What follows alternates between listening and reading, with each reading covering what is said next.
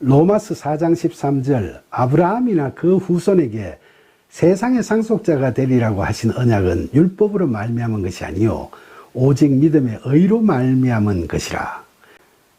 여기서 아브라함이나 그 후손에게 세상의 상속자가 되리라고 하신 언약은 창세기 17장에 기록된 대로 하나님께서 아브라함을 여러 민족의 아버지가 되게 하시고 그와 그의 후손의 하나님이 되시겠다는 언약이죠. 그러니까 이 언약은 400년이나 더 지난 후에 출애굽한 이스라엘 백성들에게 주어진 모세 율법보다 훨씬 더 전에 주어진 거죠. 그리고 그 언약은 하나님께서 선택하신 아브라함이 하나님의 신실하심을 믿음으로 해서 하나님으로부터 의롭다 여기심을 받고 그런 약속을 받은 것이지 무슨 율법에 근거한 게 아니죠. 로마서 4장 14절 만일 율법에 속한 자들이 상속자이면 믿음은 헛것이 되고 약속은 파기되었느니라. 여기서 율법에 속한 자들은 어떤 자들이죠? 율법을 행위규범으로 보고 율법에 기록된 선행들을 자신의 의지나 노력으로 잘 이행해야 하나님의 언약이 성취된다고 생각하는 사람들이죠. 이처럼 죄에 대한 깨달음을 얻도록 하기 위해 주신 율법을 우리 스스로의 힘과 노력으로 이루어야만 하는 구원의 길로 생각하는 것은 갈라디아서에서 바울이 이야기한 소위 다른 복음을 생각하는 사람들이라고 할 수 있죠. 그런데 바울은 갈라디아서 1장 7절로 9절에서 다른 복음은 없나니 다만 어떤 사람들이 너희를 교란하여 그리스도의 복음을 변하게 하려 함이라.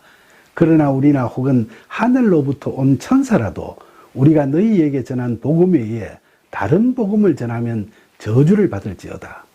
우리가 전에 말하였거니와 내가 지금 다시 말하노니 만일 누구든지 너희가 받은 것 외에 다른 복음을 전하면 저주를 받을지어다 라고 아주 강한 톤으로 이야기하고 있죠. 바울은 이런 생각이 확고하기 때문에 그리스도인이라고 자처하는 자들이 율법에 속한 자들이면 그들의 믿음이라는 것은 다 헛것이 되고 하나님의 구원 언약은 다 파기되어 버리고 만다는 점을 강조하고 있는 겁니다. 바울 당시에는 유대인들이 율법에 대한 애착이 강했기 때문에 바울이 그런 생각이 틀렸다는 걸 깨닫게 해주려고 이렇게 강조를 하고 있는 거죠. 그런데 오늘날 일부 교회에서 복음의 진리에 대한 말씀보다는 율법에 대해 자극적인 관심을 갖고 성경을 왜곡해서 이상한 계율들을 만들어서 지키기를 강요하는 얼토당토 않는 일들이 종종 생겨나는 걸 보면 참 안타까울 때가 있죠.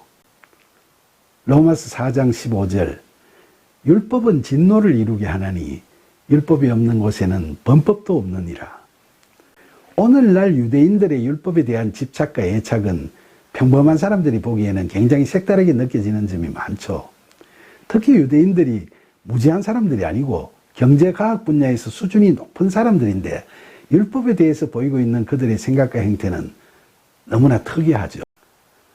그들은 어려서부터 율법을 중시하는 전통을 이어가면서 남들이 못하는 도덕적 성품들을 함양시켜 나가는 장점도 있지만은 과도한 형식주의적인 계율을 고수해 가려는 율법주의적 폐단도 적지 않습니다. 그런데 1500여 년 동안 율법에 익숙해 있던 바울 당시의 유대인들은 비록 그들이 예수님을 믿게 되었다 하더라도 율법적 사고와 행태를 쉽게 버리지 못하고 있었을 건 당연한 일이었겠죠. 이런 상황에서 바울이 복음을 전파하면서 가장 먼저 해야 할 일이 뭐였겠습니까? 바로 유대인들의 머릿속에 깊이 각인되어 있는 율법주의에 대한 생각들을 확 바꾸어서 복음의 진리를 제대로 깨닫게 되는 그야말로 믿음의 상속자로 거듭나도록 해야 하는 일이었겠죠. 그래서 바울은 14절에 이어서 본절에서도 두 가지 이야기를 단언하는 겁니다. 먼저 율법은 진노를 이루게 한다는 거죠. 유대인들은 율법을 온전히 지키면 하나님의 의를 이룰 수 있다고 생각했지만은 자기들의 의지와 능력만으로는 율법을 완전히 지킨다는 것은 불가능한 일이었죠.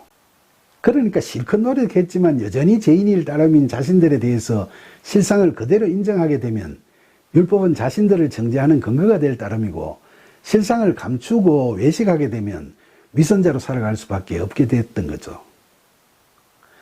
죄를 깨닫게 하려고 율법을 주신 하나님의 뜻을 헤아리지 못하고 스스로 자신들이 받은 율법을 구원이 아닌 하나님의 진노를 받을 수밖에 없는 올감이나 멍해로 만들어버리고 만 거죠. 둘째로 본절 후반부에서 바울은 율법이 없는 곳에는 범법도 없다고 했죠. 우리가 법이 없는 사회에서 산다면 죄는 숱하게 저질러지고 있겠지만 범법자라는 개념이 없는 거죠. 그러나 율법을 받고부터 유대인들은 이 말씀과 언약을 복음화하지 못하고 율법주의에 사로잡혀가지고 하나님의 뜻과는 전혀 다른 방향으로 지키지도 못할 기준을 세워가지고 스스로 자신들을 범법자로서 정죄받게 만들어버리거나 윗선을 조장하는 계율을 만들어서 오히려 하나님께 죄를 짓게 하는 우를 범하게 됐죠.